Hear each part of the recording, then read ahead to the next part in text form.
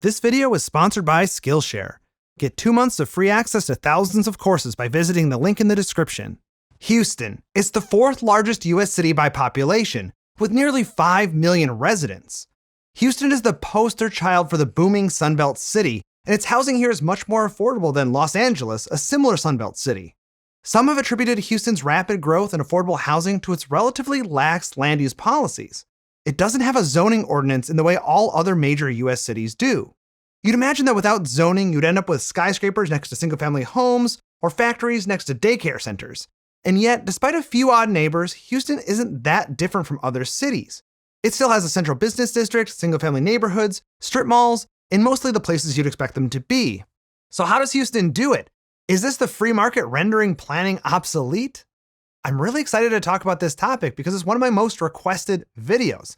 So let's get into it after the bike bell. Houston doesn't have zoning, so what? What is zoning anyway, and why is it such a big deal that Houston doesn't do it? I made a video on this topic 4 years ago, but in case you don't want to see me in my second ever YouTube video, I'll give you a quick summary right now. A zoning ordinance consists of 3 primary parts. First, you have the zoning map. This is a map that shows all of the parcel boundaries and clearly shows which zone each parcel is in. The zones themselves are typically differentiated by use, like residential or industrial, and intensity, like low density or high density. Second, you have the allowed use table. This gets specific about the kinds of uses that can be within each zone. It would tell you if a home daycare center is allowed in a residential area, or if a gas station is allowed downtown, for example. Finally, you have the development standards.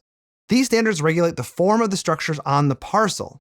This is where elements like setbacks, building heights, and lot coverages are specified. Now we can see more clearly what Houston doesn't do. But zoning is just one of many tools planners use to regulate land use. What are these other tools, and how does Houston use them differently? I think one of the easiest ways to illustrate this is by comparing Houston with its Texas neighbor, Dallas. They're both large cities in a massive metro area that should make for a pretty good comparison. First, you've got the subdivision ordinance. Both Houston and Dallas have one, and so do other cities in the US too.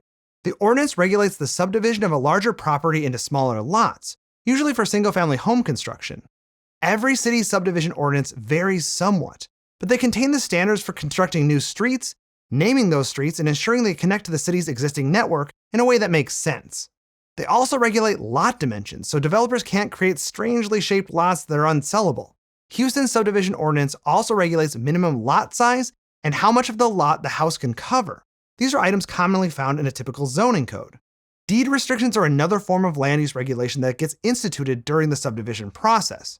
They are written agreements that restrict what the property owner can do with their property. Typically, a deed restriction will say that the owner can't open a business on their property. It must remain residential. When real estate developers create a subdivision, they will attach deed restrictions to the lots they sell because it actually increases the sale value of the lot. People like knowing that the house next to them won't be a gas station in 5 years. This is one of the primary ways land uses are regulated in Houston. Lots without a deed restriction can be turned into a business whenever the owner chooses. Houston is also unique because the city enforces the deed restrictions. In most other cities, deed restrictions are private agreements and cities don't get involved. This is how it works in Dallas. They're often created and enforced by homeowners associations. But because Houston doesn't regulate how lots are used through zoning, they've inserted themselves into deed restriction enforcement. Subdivision ordinances and deed restrictions are 2 big examples of land use controls, but there are many less impactful ones as well. Let's get some out of the way right now. Houston has a special ordinance that ensures tall buildings can't tower over single-family homes. It's called the Residential Buffering Ordinance. There must be a 40-foot buffer between the building and a residential street, and there must be landscaping and a fence as well. Dallas doesn't have this ordinance because they use zoning to take care of this situation. Now we have airport zones. Houston has a 3-tiered zoning system that regulates the construction of buildings and their uses, depending on how far from the airport they are. Surprisingly, Dallas doesn't have specific airport zones. Advantage Houston. Transit corridors. Houston has standards for sidewalks, parking, and driveways to make more walkable environments around transit lines. Developers can opt into these standards to get incentives to allow for additional building mass. Dallas, no such program. Okay, now I just cherry-picked those last few to highlight some differences between Houston and Dallas, but they really have more in common than not. For example, parking. Both Houston and Dallas have rules for the amount of parking required for specific uses. Houston doesn't include it in the zoning code like most cities, but has a separate ordinance. Both cities have requirements for or restrictions on development in flood zones. Both cities have historic districts and landmarks. Houston has 19 historic districts. While they don't specify land use, they do often lock existing land uses in place. Both cities treat their central business districts differently than the rest of their cities from a land use perspective. Downtown Houston has different parking requirements, street widths, and building setbacks. Both cities have tax increment reinvestment zones.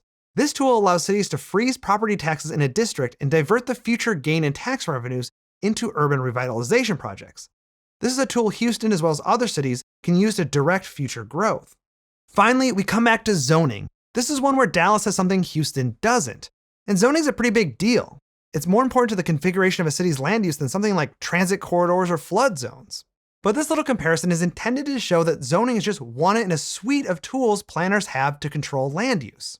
Altogether, you can see the full picture of Houston's land use regulations.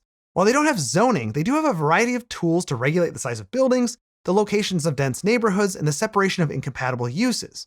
In neighborhoods with deed restrictions, you even have a separation of land uses, a hallmark of a typical zoning code. This means that Houston isn't some free market utopia, but the lack of a zoning ordinance does remove a layer of red tape for new development. The next question then becomes, is Houston's system of land development without zoning better than the status quo? Are they onto something here, or are they missing out? Mixed-use development is a goal many cities have been trying to achieve lately, as it can encourage people to get out of their cars and walk to destinations. Houston's lack of use-based zoning means that in some locations, there's a nice mix of land uses that can encourage people to walk, bike, or take transit to their destinations. Now, Houston is definitely still a car-oriented city, but its zoning doesn't preclude walkable mixed-use development. But what about exclusion? Zoning codes can separate people by income, for example, by forbidding multifamily housing or requiring houses be built on large lots, which makes housing more expensive. Does Houston's lack of zoning make the city more fair? The city of Houston still retains the ability to control lot size in the subdivision ordinance, so there's no difference there. And while it doesn't have exclusionary zoning around multifamily housing, its deed restrictions can create stratification by income. Homes in neighborhoods with strong, well-enforced deed restrictions command a price premium over neighborhoods without them. This means that people find neighborhoods with use-based zoning more valuable, but not all of Houston gets that benefit. In cities with zoning, everyone gets the comfort of knowing that their neighbor won't convert their house into a bar. Free market proponents will say that Houston's lack of a zoning code makes housing more affordable. And indeed, Houston's median home price is less than $200,000. That's less than the national average of $272,000, according to Zillow. But do Houston residents have a lack of zoning to thank for this? Not necessarily. While there's likely a small benefit associated with eliminating some regulatory red tape, Houston isn't unique in its affordability. San Antonio, El Paso, Dallas, and Fort Worth all have fairly similar housing prices. In Texas, only Austin's housing costs are approaching coastal levels. And all of the cities mentioned have a typical zoning code. All of this means that while it's notable that Houston doesn't have traditional zoning that regulates land use, its planning outcomes aren't that different from other major US cities. It's still a sprawling, car-oriented city with housing prices typical for the region. Houston relies more heavily on some of its other planning tools to regulate things like parking, lot size, and incompatible nearby uses. Houston isn't really an example of the power of the free market, and it's probably not a model other cities will adopt anytime soon. If you've made it to the end of this video, you're probably a city planning nerd who might be looking for more information on how to be a better community member, or even how to make a difference in your community.